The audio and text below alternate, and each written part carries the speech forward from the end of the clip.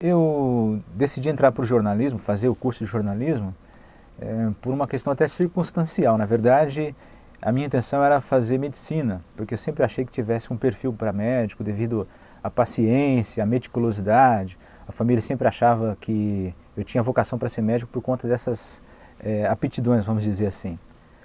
Tentei 3 vestibulares para medicina, não consegui. Meu pai e minha mãe chegou e intimou: olha, ou você vai trabalhar e tenta, através do seu ganho, bancar um vestibular para medicina, um cursinho, ou opta para outro, muda de curso. Foi então que eu, conversando com um primo meu, que na época morava em Birigui, uma cidade do interior de São Paulo, que ele disse que tinha alguns amigos que trabalhavam como jornalistas. Um deles viajava muito o Brasil inteiro, pela Amazônia, cobrindo diversos assuntos para revistas de grande porte, para jornais de circulação nacional, e que de repente eu podia tentar enveredar por esse caminho do jornalismo. Isso foi numa mesa de almoço, e daquele dia em diante eu passei a pensar na possibilidade de fazer jornalismo. Naquela época a Universidade Estadual de Londrina oferecia o vestibular em julho e em dezembro, eram 2 vestibulares, o de inverno e o de verão, em 1982. Eu entrei em julho de 82 para fazer um curso que eu não tinha certeza se eu ia gostar. Na medida que o tempo ia passando, conversando com alguns amigos e tal, com o estímulo de alguns professores, com a admiração que eu passei a ter por alguns professores, principalmente do impresso, eu passei a ter certeza que o que eu queria mesmo era jornalismo. E até esqueci de que um dia eu havia pensado em ser médico. Bom, os 4 anos passaram rapidamente. Eu tive na faculdade de comunicação grandes amigos, alguns deles hoje trabalhando em veículos de expressão nacional, como a Rede Globo. É o caso do Riba, Ulisses é o nome dele, mas a gente conhecia ele por Riba porque ele era natural da cidade de Ribeirão Preto, um estudante muito talentoso, muito engajado politicamente. E também o JB Medeiros, JB, a inicial de João Batista Medeiros, que depois foi trabalhar no jornal Estado de São Paulo, onde permanece até hoje, atuando na editoria de cultura, fazendo matérias de capa para o Caderno 2. O JB era de Cianorte. E a gente passou a ter algumas amizades, inclusive no movimento estudantil. Eu sempre me identifiquei com as forças de esquerda. Na época a gente militava no centro acadêmico, e eu também sempre estive próximo do DCE, da UEL. Mas os 4 anos passaram tão rapidamente que, terminada a faculdade, eu tinha que arrumar emprego. Até então meus pais me sustentavam, né?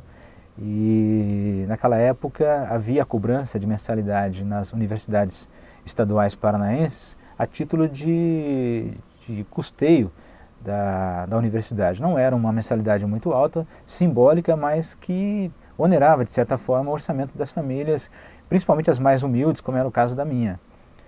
E terminada a faculdade, por não ter muito contato dentro da cidade de Londrina e por não ser natural da cidade, eu tive dificuldade em conseguir emprego lá.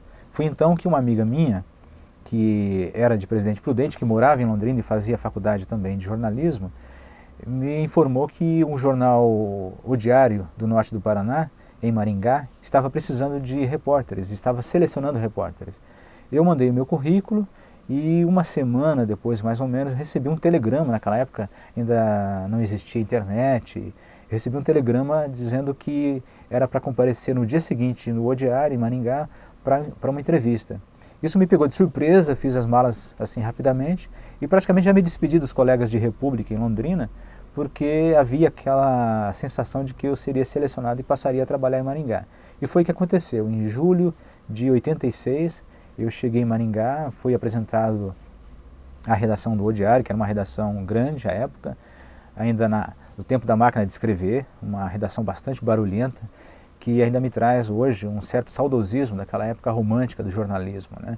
Onde se fumava muito dentro de redação, se tomava cafezinho, conversava alto, se falava alto e ninguém reclamava um do outro pelo fato de estar atrapalhando ou não na escrita, na elaboração de uma matéria ou reportagem. E foi a primeira experiência que eu guardo com muita boa lembrança, que o diário, onde eu trabalhei cobrindo desde assuntos relacionados a acidente de trânsito, queda de árvore, até polícia, esporte, cultura, política também. E foi justamente ali no O Diário que eu passei a ter o interesse pela cobertura, por trabalhar no órgão impresso. Tive a experiência logo em seguida de entrar na televisão, fui chamado também para atuar como repórter na TV Cultura, que é afiliada à Rede Globo, isso em 1987.